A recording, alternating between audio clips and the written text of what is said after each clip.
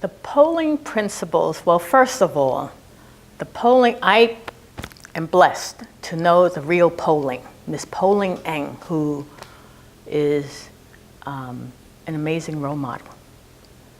So having worked with her at the Chinese American Planning Council, when I read the polling principles, that is exactly what we all need to strive for to be successful. The polling principles really played out when I became interim president and CEO for the Chinese American Planning Council. The task of the organization was to identify an interim leader for the organization. That happened to be me. So I was selected to come in and implement the strategic plan and to really modernize the infrastructure of the organization. The actions that I took was to transform the leadership team of the organization to help talent emerge, feel valued, and to really contribute in a very different way. So I transformed and created this interactive platform that gave people voice. Okay, so it wasn't just do what you're told to do. It's like, let's figure out who we are and what we need to do to solidify this reputable organization's future.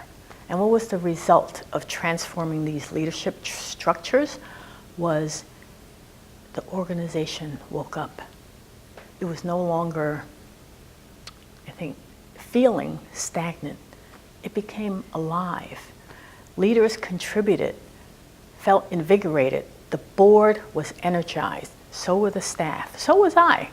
I mean, energy goes both ways. That was the result. An organization that had a stronger brand, kept its reputation and able to serve its constituents, not missing a beat. How did the polling principles play out?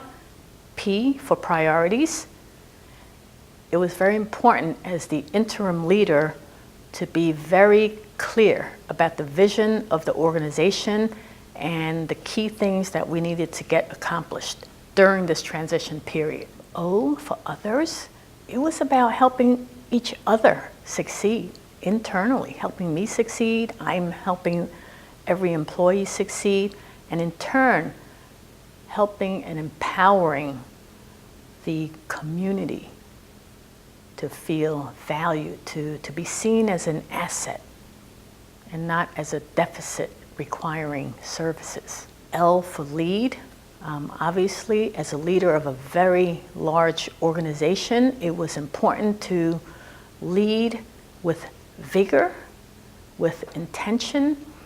So I think the best people, the best leaders are those who lead with vision and execute with passion and precision. So stepping out of job description is really important. I for inspire, well, of course, we're inspired by achievements of every constituent who comes. So every time they land a job, they inspire us to work harder.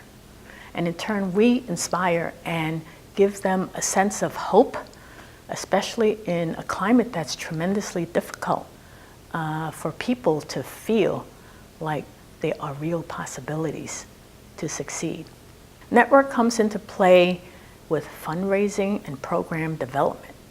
So through networking, we were able to identify new funding sources, new relationships, and also to create innovative partnerships with private and educational sectors. So that's where networking becomes really crucial to an organization's success as well as an individual success. So we needed to take our blinders off and really look externally and not internally. We don't know what we don't know. Last but not least, G, grow, of course. As a coach, that's my responsibility and passion, is to help each organization and each employee grow, to see their potential. People didn't realize that they were as capable as they were. So sending people to transformative leadership development programs really changed their outlook. So people, through this period of change, were able to embrace change, able to collaborate, and as a result, grow the organization and personally grow as a professional.